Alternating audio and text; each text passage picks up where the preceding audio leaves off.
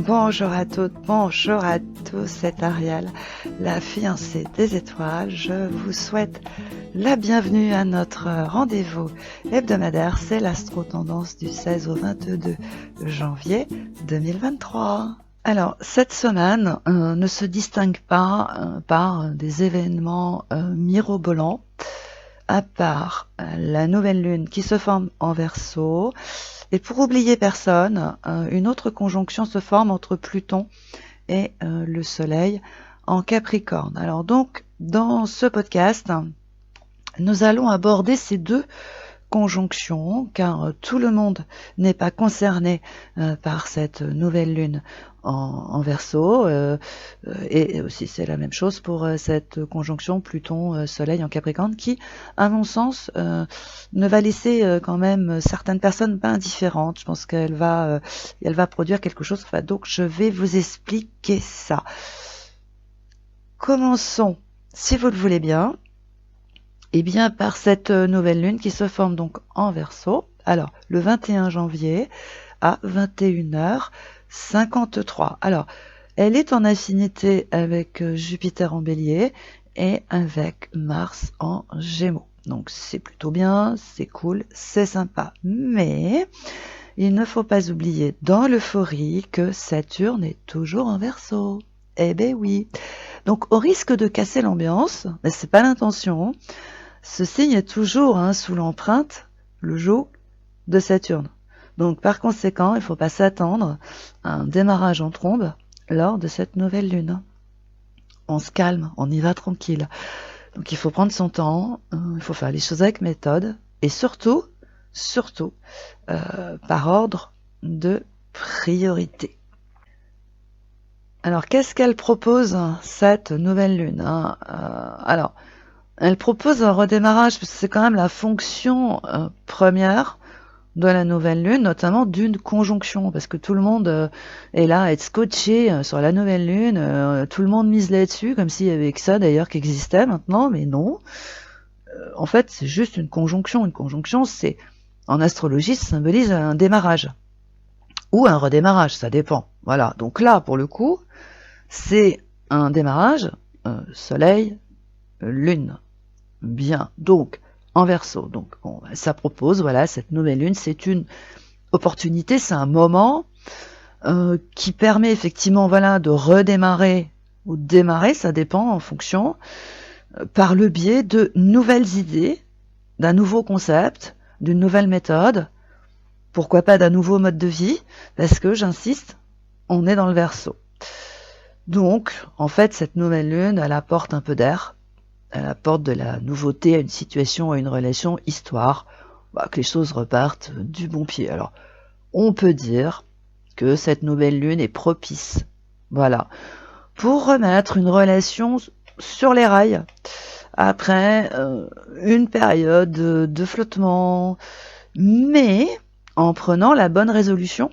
Parce que c'est ça, vous savez, quand on est sur la nouvelle lune, c'est un peu comme la bonne année, quoi. Faut prendre des nouvelles résolutions.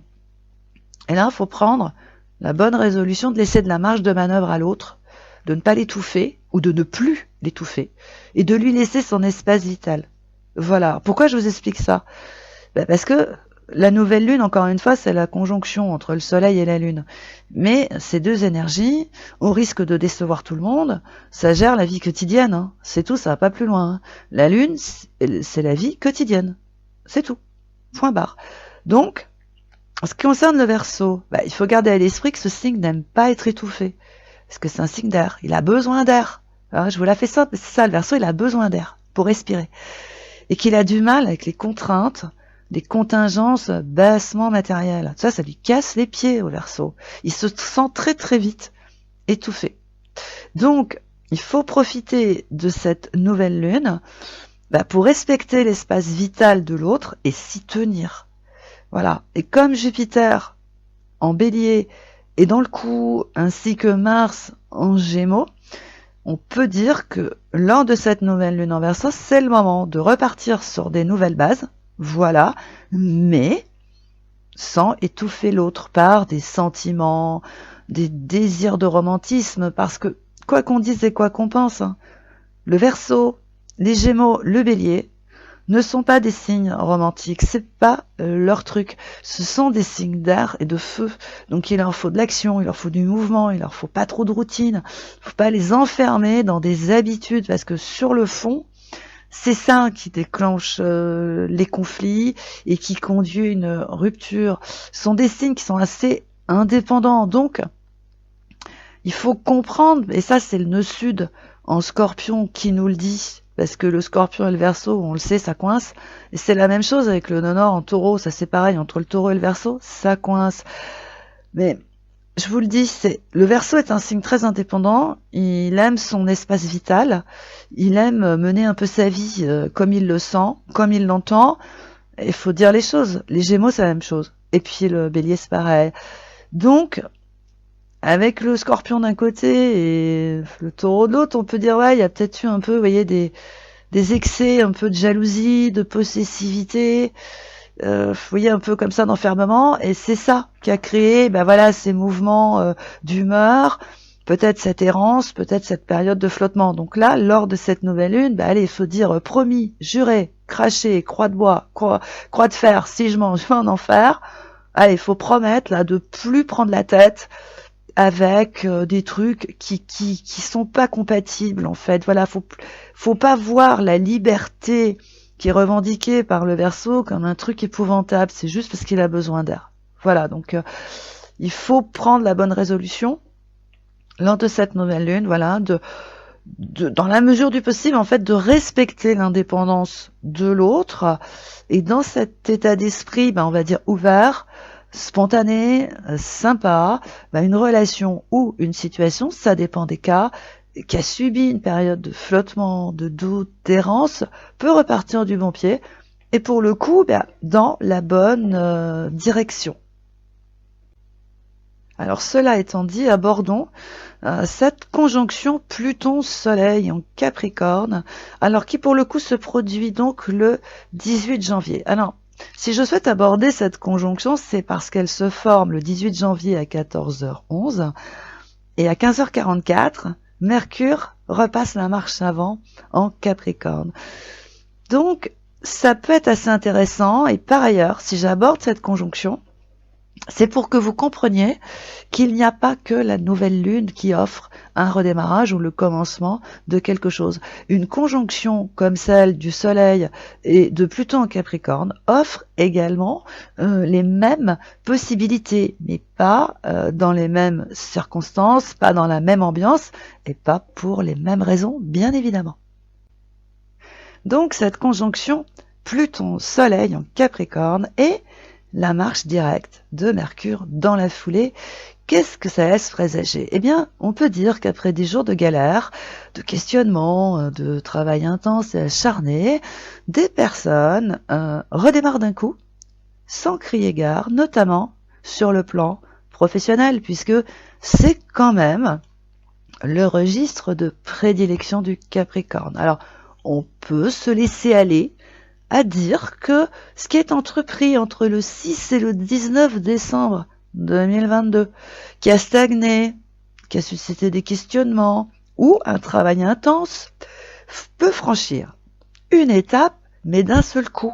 C'est-à-dire que, vous voyez, ce qui a été entrepris là entre le 6 et le 19 décembre, vous savez, c'est un peu le système de l'élastique. C'est-à-dire que le truc s'est présenté et puis à partir du 20 décembre, ça a été coincé. Alors du coup, l'élastique s'est tendu. Vous savez, quand on tend, puis d'un coup on lâche l'élastique, paf, ça part d'un coup. On se dit, voilà, c'est un peu ça. Vous voyez, voilà, cette conjonction Pluton-Soleil en Capricorne avec Mercure, bim, une heure après, car pas ça marche avant, ça peut tout d'un coup, bloum, vous voyez, ça fait un démarrage direct. Waouh!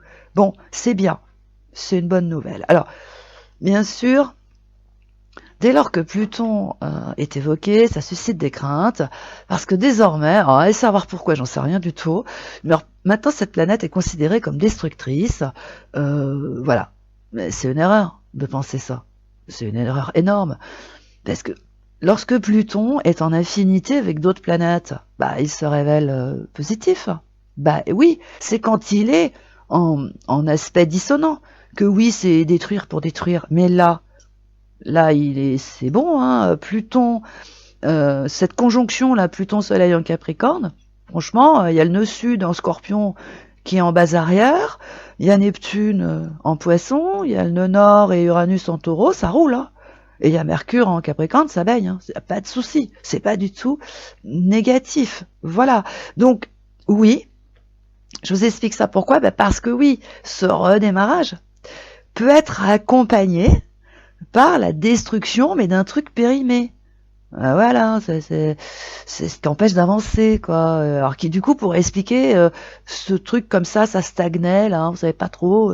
Depuis le 20 décembre, ça stagne. C'était, vous voyez, le coup de l'élastique, on sentait que bon, bah oui, mais voilà, ça va le dégager. Voilà, parce qu'en fait, Pluton, c'est un peu le desktop, pardon, du ciel. Hein, il dégage, il décape.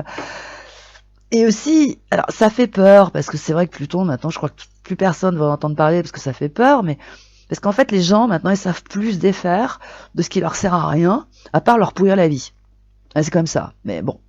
Donc, lors de cette conjonction, Pluton Soleil en Capricorne associé à Mercure, parce que c'est là, c'est intéressant, il est possible que des personnes disent ce qu'elles pensent à quelqu'un. Voilà.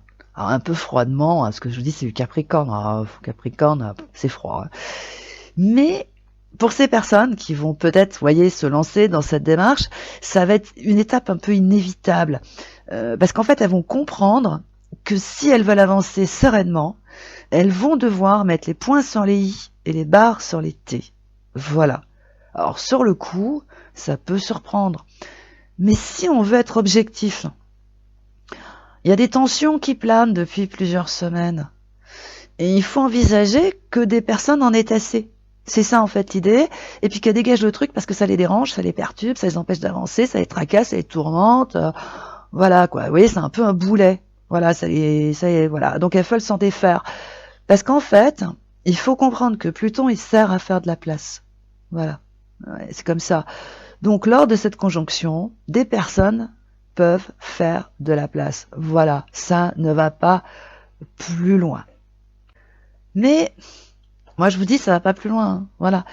Mais il faut reconnaître que, depuis quelque temps, il est plus possible de dire quoi que ce soit, sous peine d'offenser ou je ne sais quoi. Mais cet état d'esprit crée des conflits sous-jacents, alors c'est pire, qui gâchent l'ambiance en fait, vous voyez, parce que maintenant on peut plus rien dire. Et du coup, voilà, alors comme les gens, ils disent rien parce qu'ils se disent, bon, je vais l'offenser, va le vexer, nanana, du coup, les gens, ils la bouclent, hein, voilà, c'est comme ça. Et il y a des personnes qui la bouclent depuis le 20 décembre, hein, quand même, c'est pas rien, qui rongent leurs freins, quoi. Bon. Alors oui, lors de cette conjonction, là, Pluton-Soleil, avec Mercure qui repasse la marche avant, boum, ouais, ça peut un peu partir, quoi. Mais ça va assainir une relation. C'est ça aussi qu'il faut voir. Ça va la nettoyer d'un malentendu. Et ça peut pas faire de mal. C'est pas possible. Il vaut mieux mettre les points sur les i et les barres sur les t, aimablement, froidement, oui un peu, mais bon, plutôt que de se trimballer un espèce de vieux nanar, un vieux conflit qui plane et qui fait que vous marchez sur des œufs parce que vous dites, oh là là, si je dis un truc, ça va partir en sucette. Bon, voilà. C'est ça qui peut se passer lors de cette conjonction Pluton-Soleil en Capricorne avec la reprise directe de Mercure. Alors, en fait, sur le fond, ça ne peut que rétablir une relation et, dans le même temps, la remettre à sa place. Voilà, donc, à part ces deux conjonctions qui se forment dans des signes qui sont vraiment très différents, en fait, cette semaine, les choses suivent leur cours. Il n'y a rien d'extravagant. Alors, je ne vais pas vous l'inventer pour vous faire plaisir.